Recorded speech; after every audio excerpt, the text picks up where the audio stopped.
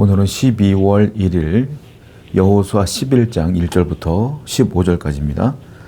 1절부터 6절까지를 한번 읽어볼게요. 하솔왕 야빈이 이 소식을 듣고 마돈 왕 요밥과 시므론 왕과 악삽 왕과 및 북쪽 산지와 긴네롯 남쪽 아라바와 평지와 서쪽 도르의 높은 곳에 있는 왕들과 동쪽과 서쪽의 가나안 족속과 아모리 족속과 헷 족속과 브리스 족속과 산지의 여부스 족속과 미스바 땅 헤르몬 산 아래 히위 족속에게 사람을 보내매 그들이 그 모든 군대를 거느리고 나왔으니 백성이 많아 해변에 수많은 모래 같고 말과 병거도 심히 많았으며 이 왕들이 모두 모여 나와서 이스라엘과 싸우려고 메론 물가에 함께 진쳤더라. 여호와께서 여호수아에게 이르시되 그들로 말미암아 두려워하지 말라. 내일 이맘때에 내가 그들을 이스라엘 앞에 넘겨주어 몰살시키리니 너는 그들의 말 뒷발의 힘줄을 끊고 그들의 병거를 불사르라 하시니라. 자, 이게 어떤 상황이냐면 이 여호수아의 군대가 남쪽 땅을 다 점령했다는 소식을 북쪽에 있는 왕들이 들어요. 그 중에 대표적인 하솔 왕 야빈이라는 사람이 있는데 이 사람이 그 소식을 듣고 자기 혼자 감당하기 어려운 거예요. 그래서 북쪽과 동쪽과 서쪽에 있는 수많은 민족에게 전령을 보냅니다. 아까 제가 읽은 것처럼 굉장히 많은 족속들에게 전령을 보냈어요. 무슨 말이냐? 우리 북쪽 연합군을 만들자 이거예요. 이스라엘과 함께 싸울 연합국을 만들어서 조직을 해서 함께 싸우자 했더니 이게 한두 족속이 아니에요. 한 나라 두 나라가 아니에요. 가나안 땅에 있는 북쪽에 있는 모든 족속과 민족이 하솔을 중심으로 해서 뭉쳤어요. 성경은 그들의 그 숫자를 바닷가에 모래 같다 이렇게 표현하고 있어요. 거기다가 고대 사회에서는 전쟁할 때 가장 큰 첨단, 최첨단 무기가 있는데 그게 바로 말과 병거입니다. 그 당시 말과 병거를 이길 힘이 없었어요, 보병들은. 그런데 말과 병거도 힘이 많다고 써 있습니다. 그러니까 이스라엘 백성들이 객관적으로 보았을 때는 이길 가능성이 없다라는 거, 제로예요, 제로. 이길 가능성이 없다라는 것이죠. 그런데 이 상황 가운데 우리가 볼 때도 불가능해요. 자, 여호수아와 이스라엘 민족은 얼마나 더 두려웠겠어요. 그런데 하나님께서 6절을 보게 되니까 무슨 말 하시죠? 여호와께서 여호수아에게 두려워 말라 한마디 딱 하십니다. 내가 그들을 몰살시키리라. 너는 그들의 말을 뒤꿈치를 힘줄을 잘라버려라. 이렇게 명령을 내리셔요. 여러분, 객관적인 상황이 어떻든 우리가 볼 때에 이게 가능하냐 불가능하냐는 우리의 경험과 우리의 상황과 객관적인 상식으로 판단을 합니다. 우리의 가지고 있는 능력으로 판단을 하죠. 환경을 보니까 그렇죠. 그런데 하나님께서 보실 때는 인간이 볼 때 이게 가능하냐 불가능하냐는 하나님께서는 전혀 상관이 없는 문제예요. 이건 우리에게 문제인 것이지 하나님께서는 그게 가능하냐 불가능하냐는 하나님에게서는 아무 문제가 없어요. 자, 객관적인 상황이 불가능하고 내가 패배할 위기에 처해 있을지라도 우리 하나님께서 여러분들에게 아들아, 귀한 딸아, 두려워 말라 이 말씀만 하시면 그 상황은 아무 상황이 아닌 거예요. 하나님이 돕는다고 말만 하시면 그건 아무것도 아닌 거예요. 성도 여러분, 기도가 무엇일까요? 기도는요, 하나님, 내가 이런 상황에 있으니 나를 도와주옵소서, 내 상황에 개입하여 주옵소서 라고 기도하는 겁니다. 그때 응답이 오죠. 내가 너와 함께 하리라. 이 말씀만 들으면 아무 문제가 안 되는 거예요.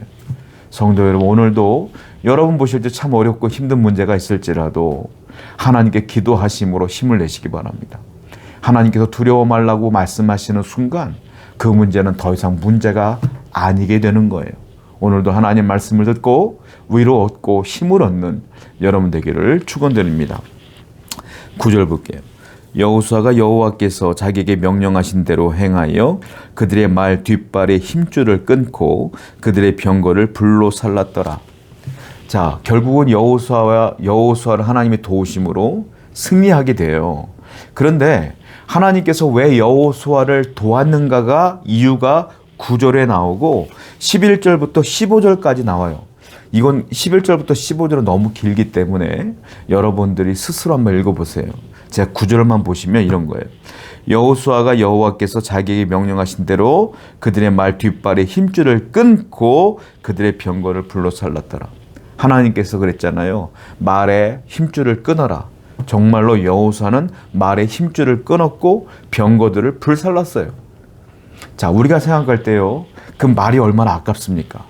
전쟁에서 이기게 되면 그 말을 내 소유물로, 내 노량물로 삼으면 내 군사력이 더 커지는 거 아닙니까? 그 병거 내가 소유하면 더 커지는 거 아니겠어요? 그런데 하나님의 명령대로 여호수아는 즉각적으로 순종하여 말들의 힘줄을 끊어버려요. 그리고 병거들을 다 불살라버려요. 자, 하나님께서 왜 여호수아를 도왔을까요? 여호수아는 어떤 사람이기에 도왔을까요? 하나님이 말씀하시면 그대로 순종하는 사람이 여호수아예요. 그래서 하나님이 여호수아를 사용하시고 도와주신 거예요. 자, 하나님께서 여러분들을 돕길 원하십니다. 어떤 사람을 돕겠습니까? 하나님께 기도하여 말씀대로 순종하면 하나님이 우리를 도우시는 거예요. 내가 하나님 말씀을 가장 앞세울 때에, 하나님 말씀을 가장 중요하게 여길 때에, 그 말씀대로 순종하며 살 때에 하나님이 나를 도우시는 거예요. 오늘도 하나님께 순종하는 삶을 살아내시기를 축원드립니다. 그리하면 우리 가운데 두려움이 없는 거예요. 하나님이 나와 함께 한다는 확신이 있기 때문입니다. 성경을 보게 되면 하나님의 승리와 그리고 거대한 적과 이 대조시키는 경우가 굉장히 많이 나와요. 예를 들자면 다윗과 골리앗이에요. 골리앗이 객관적으로 더 압도적이에요. 다윗은 무기라고 해봤자 물맷돌 5개뿐이 없어요. 그런데 어떻게 싸웁니까? 골리앗은 칼과 단창으로 나오지만 다윗은 만군의 여호와의 이름으로 나가요. 누가 이겨요? 칼과 단창이 이기는 게 아니에요. 거인이기 때문에 이기는 게 아니에요. 뭐가 이겨요? 하나님의 이름이 다윗과 함께하기 때문에 이기는 거예요. 사내립이 이스라엘을 쳐들어와요. 아수르 군대가 쳐들어와요. 18만 5천 명이 쳐들어왔어요. 그런데 하나님께서 기도했던 히스기야와 함께 하셔요. 하룻밤에 그 18만 5천 명이 다 죽어버립니다. 자, 우리가 볼 때는 객관적인 전력이 중요한 게 아니에요. 어떤 무기를 쓰냐가 중요한 게 아니에요. 하나님이 누구 편에 있느냐가 중요한 거예요. 하나님은 언제나 기도하는 자와 순종하는 자와 함께 하십니다. 바로 저와 여러분들이 이렇게 기도자가 되고 예배자가 되고 순종하는 성도가 될 때에 하나님께서 우리 인생 가운데 승리를 주실 줄로 믿습니다. 사솔왕이 연합국을 조직했을 때에 여호수아는 두려웠을 거예요. 여러분들의 인생 문제도 마찬가지예요.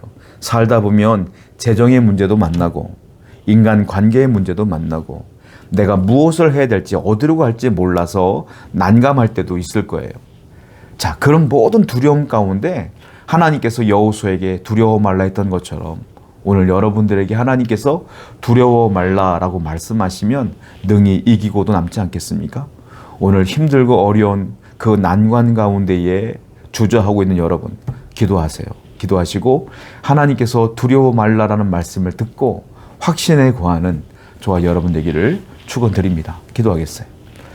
전쟁은 하나님께 있는 것입니다. 하나님이 누구 편에 있는가가 중요한데 하나님이 우리가 기도하는 자가 되고 순종하는 자가 되어 승리하는 인생이 되게 하여 주옵소서.